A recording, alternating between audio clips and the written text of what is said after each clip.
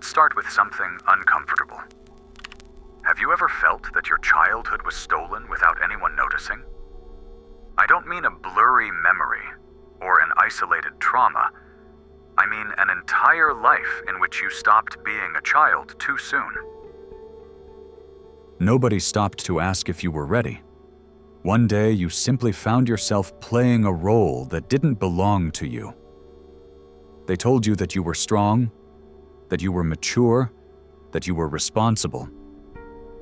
But what they didn't tell you is that you were actually being trained to forget your own needs. Do you remember it? That heavy silence in the house, that tension in the air, your mother's gaze lost in another world, your father's contained rage. And you, small, holding up the emotional roof so everything wouldn't collapse. If you close your eyes, you can still feel how your heart raced every time someone raised their voice. That constant alert, as if you were a soldier at war inside your own home. What nobody saw is that this war never ended. It settled inside you. Because while you seemed calm, inside your brain was being reprogrammed. You learned that love wasn't tenderness, it was transaction. That if you cared, you were cared for. That if you stayed silent, you survived. And every forced smile, every compliment poisoned with the phrase, "You're so mature for your age," became another nail sealing the tomb of your childhood. You were never a normal child.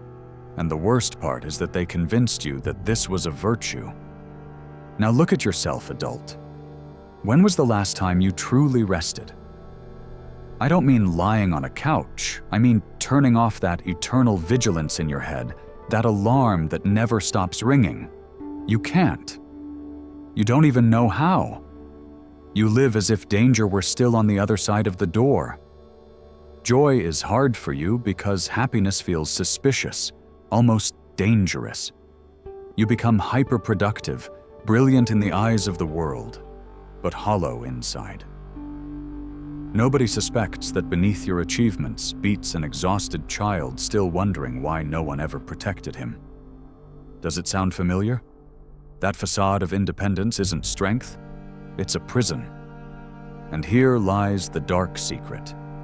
That hypervigilance, that supposed resilience everyone applauds, actually chains you.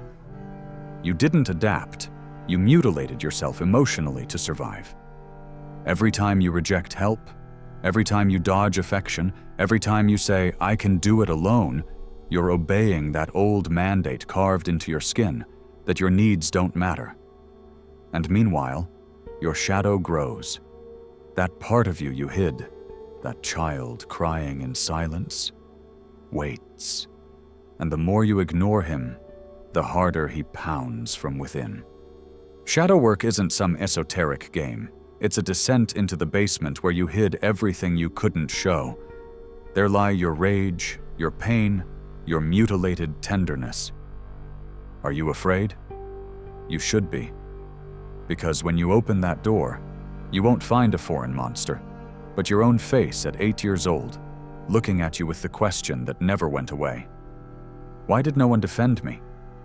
That gaze is unforgettable. That gaze is the crack where transformation begins. Crying over those denied needs isn't weakness, it's justice.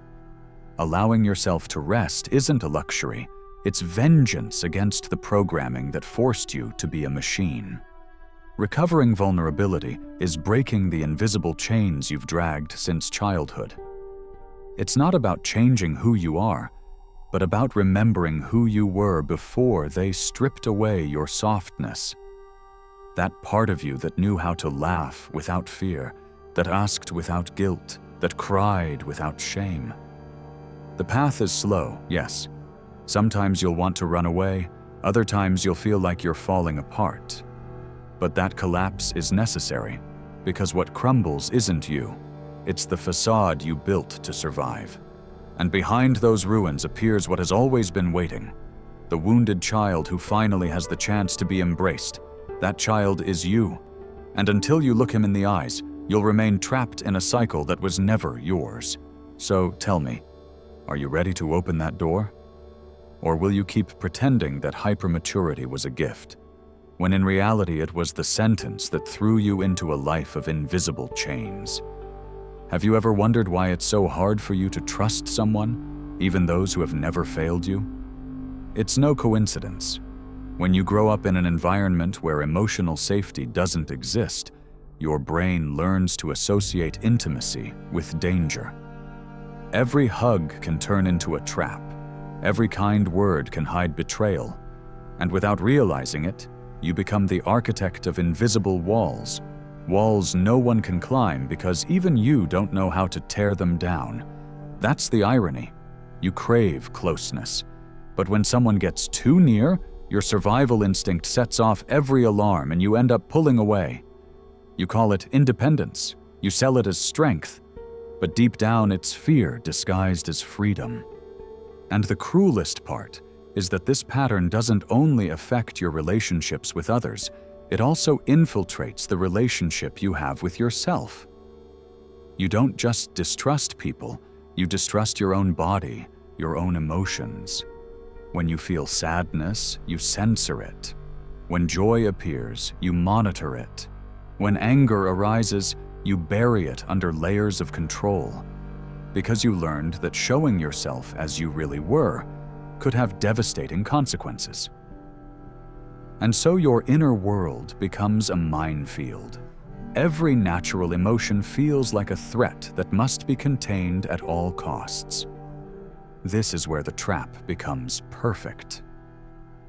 On the outside, you become functional, someone who can perform in any context, someone who knows what is expected of them. You become an expert at reading faces, detecting the slightest change in tone, anticipating the faintest sign of conflict. And of course, the world applauds you for it. They say you're insightful, empathetic, even brilliant. But they don't understand that this skill isn't a talent, but a defense mechanism built out of fear. What others see as a gift, for you is perpetual exhaustion. And though you smile, though you deliver, though you appear calm, inside you there's a child with clenched fists who never got to release the tension. That inner child is the key to everything.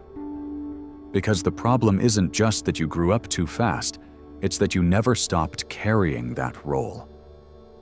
Now, even in adulthood, you find yourself mediating conflicts that aren't yours, caring for others to the point of exhaustion, becoming protector of everyone but yourself. And you do it automatically, as if your entire identity depended on it. Do you notice? Sometimes you even feel guilty when you stop, when you're not fixing, when you're not producing, as if resting were a sin. That's the mark of parentification. Your rest becomes a threat, your vulnerability a weakness, your need a betrayal. And meanwhile, the cycle continues. You seek relationships where you unconsciously repeat the same script. You attract people who need saving, because that's the only thing you know how to do. You offer them your energy, your time, your entire life. And when the moment comes to ask for something in return, you stay silent, because asking is still terrifying territory. In this way, you perpetuate the same pattern that broke you in childhood: giving without receiving, holding without being held. And of course, eventually the emptiness comes, that feeling of having given everything and still being invisible. What they haven't told you is that breaking this pattern isn't about learning to say no superficially or hanging self-help phrases on the wall. It's about digging up the root, facing head-on that programming that convinced you your worth depended on what you gave. It's a painful process because it requires dismantling the identity you've defended for years. You won't lose yourself in that process. On the contrary, for the first time you'll find yourself. Because beneath the caregiver's armor, there's a human being who always wanted to be cared for. And here comes the truly unsettling part. When you begin to let go of that role, at first you'll feel dizzy. There will be an uncomfortable silence, as if you suddenly didn't know who you were without that savior part. That feeling is normal. It's the tremor of an identity collapsing to give way to something more true. And that's when transformation happens. Not when you accumulate more achievements, not when you appear stronger, but when you dare to allow yourself what was never allowed, to rest, to feel, to trust. The mystery is that the child who was always trapped in eternal vigilance is still inside you waiting to be freed. And when you finally open the door to him, you'll discover something that was always denied to you. That you don't need to be indispensable to be loved. That you don't have to carry everything to deserve a place in the world. That it's not your responsibility to hold anyone else. Only then will you know what it truly means to be free. Do you feel it? That shiver isn't fear. It's your own shadow calling to be seen. And here is where the most disconcerting part begins. All your life you thought being strong meant resisting, enduring, proving that nothing could break you. But true strength isn't about hardening. It's about allowing yourself to break. Yes, you heard right. To break. Because as long as you keep clenching your teeth and tightening your fists, there will be no space for anything new. Water can only fill an empty glass, and you've been holding a glass overflowing with burdens that were never yours. Do you see it? That exhaustion you feel isn't lack of energy, it's excess weight. And that weight has a name, the expectations of others that you assumed as if they were your identity. The strange thing is that society rewards you for staying in that role. It calls you resilient, responsible, admirable. And yet those shiny medals are disguised chains. They give you pride for an instant, but inside they squeeze your neck. Because every time someone says, "You're so strong," what they're really saying is, "Thank you for continuing to carry what we don't want to face." And you smile, even though inside something tears apart in silence. That's the noise of your soul crying for help. If you think about it, isn't it strange that hypermaturity became your shield? It's as if you signed an invisible contract in which you gave up your right to be vulnerable. And you paid dearly. You're incapable of letting your guard down, of relaxing, of feeling that the world can hold you even for a second. Do you know why? Because deep down you don't trust that anyone exists who can protect you. And here's the rawest truth. You never learned to receive. They taught you that giving was the only way, but never showed you how to let yourself be cared for. That's why, when someone tries to come closer, your whole body stiffens. It makes you uncomfortable. It scares you. And though you long for tenderness, you end up running away from it. That is the great emptiness you carry. It's not just the lack of love in your childhood, it's the impossibility of recognizing love in your present. And until you understand this, you'll keep confusing sacrifice with worth, productivity with identity, solitude with safety. You'll become an expert at building achievements and collecting victories. But each night, when the lights go out, the question returns. What is all this for if I still feel alone? That is the wound that doesn't heal, because it doesn't heal with more success. It heals with the tenderness you were denied. And here's the unsettling part. Your shadow has always known this secret. It knows your strength is a mask. That's why it insists on showing you cracks, pushing you toward exhaustion, forcing you to stop. That shadow doesn't want to destroy you. It wants to remind you that you're not made of steel. It wants you to recover your humanity. Shadow work isn't about becoming someone new. It's about tearing off the armor so your skin can breathe again. It's about stopping the performance and daring to inhabit what you really are. And when you do it, when you finally look in the mirror without the savior's costume, you'll discover something that may scare you at first. You don't know who you are, but that ignorance is a gift. because it means you can begin to choose. You can leave behind the script written for you and write your own. And that moment, even if your whole being trembles, is the true birth. The birth that was denied to you when they forced you to grow up too soon. And maybe now you're asking yourself, what will happen if I drop that mask? What will become of me if I stop being the strong one, the responsible one, the one always in control? The answer may scare you, because the first thing you'll discover is the emptiness. Yes, that emptiness you feared so much, that sensation of not knowing what to do without a role to hold. But listen carefully. That emptiness isn't the end, it's the beginning. It's the space where, for the first time, you can start listening to what you silenced for years. The disturbing thing is that at first, that inner voice won't sound kind. It will accuse you, point at you, throw back memories you'd rather bury. It will show you nights of loneliness, silences that weighed like stones, gazes that begged without words. And there, in the middle of that avalanche, your instinct will be to cover it all up again, to keep running toward productivity, achievements, external noise. But if you resist the temptation to escape, if you stay in that discomfort, something unusual happens. Beneath the anger, beneath the sadness, tenderness appears.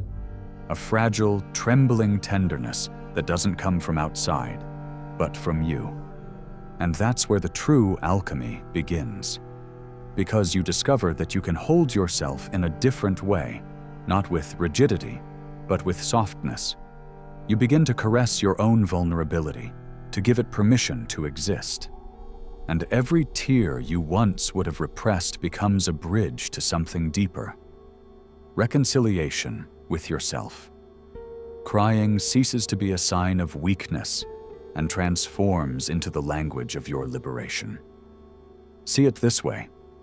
You spent your whole life fine-tuning your emotional radar to detect danger in others, but you never used that radar to listen to yourself. Now is the time. Listen to how your body asks you for rest, how your heart asks you for closeness, how your soul asks you for silence. Not a silence of fear, but a fertile silence. A ground where your emotions can grow without being cut at the root. And here lies the strangest paradox. When you begin to take care of yourself, when you begin to embrace that fragility you always denied, far from becoming weaker, you become more real. And the real has a power that no facade can hold. Because authenticity cannot be broken, it cannot collapse. The mask can, the facade too. But the genuine, what you truly are, resists because it doesn't depend on anyone's approval. Then you understand something you had never considered. That hypermaturity wasn't your greatness, it was your prison. That extreme independence wasn't freedom, it was isolation. That productivity without rest wasn't value, it was punishment. And when you see this clearly, you can't keep living the same way. You start noticing the chains in every gesture, in every relationship, in every word you speak. And little by little, you begin to release them. And here comes the most unsettling part. The world isn't ready to see you like this. There will be those who feel uncomfortable, who prefer you in your role as tireless savior. Because your freedom will be an uncomfortable mirror for those still living chained. But that is the price of truth, discomfort. And if you think about it, there's nothing more powerful than unsettling from authenticity, because then you stop being a character and become a living, unpredictable, uncontrollable human being. And here we arrive at the most disturbing truth. Your whole life has revolved around being useful, holding, not bothering. But the real revolution happens when you discover that you have the right to exist even when you do nothing. Think about that for a second. Existing without justifying yourself, breathing without giving explanations, being without carrying anyone. And now that we've made it this far, before we continue, I want to present the following to you. Our book, The Formula of Awakening, is now available. Do you feel like there's something inside you that wants to awaken, but you don't know where to start? Then I invite you to transform your way of thinking, and with it, your way of living. Discover who you can become. Start today. The link to get the ebook is in the first pinned comment of this video. Grab your copy now at a great price. With that said, let's continue with the video. Do you realize how radical that idea is? Because it's not just about healing old wounds, it's about challenging the entire logic that shaped you. The world never taught you to be free, it taught you to be functional, and now you have the chance to break that invisible contract and start again. That new won't be a spectacle for anyone, because real transformation doesn't shine on stages or scream on social media. Real transformation happens in intimacy, in the silence of a night when you finally drop the chains, in the exact moment when you allow your vulnerability to speak louder than your mask. And the fascinating thing is that when that happens, you don't need anyone to recognize it, because you're no longer begging for external gazes. Yours is enough. It's enough to recognize yourself, to know that you're no longer a slave to the role imposed on you. Now you understand. It's not about reinventing yourself. It's about remembering yourself, returning to the beginning, to the place where you were still soft, curious, human. And in that return, there is no defeat, there is victory.